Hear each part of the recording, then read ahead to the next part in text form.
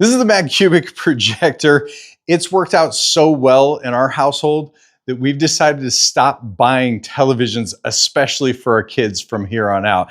So take, for instance, right now we're on vacation and we bring it with us because let me just show you how easy this thing is to use.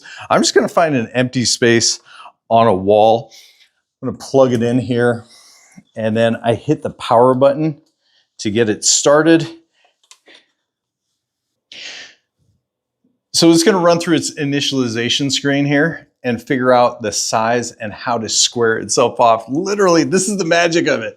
I didn't have to do anything, just picked a random spot. Now he can input his video game system on it, or he can choose from the included apps from the App Store. You've got YouTube, Netflix, Disney, even iOS screencasting on this device.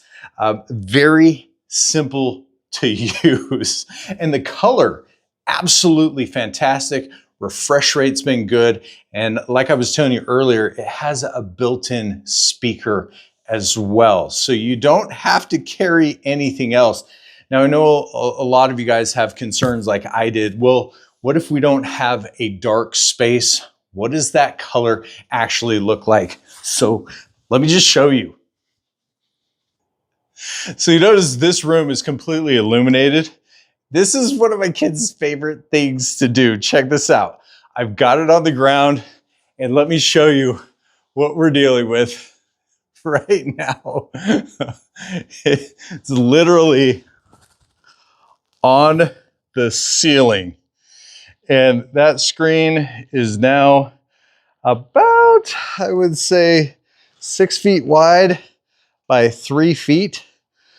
And now it's just going to reprogram itself like it did before. Blam! Look at the clarity of that, will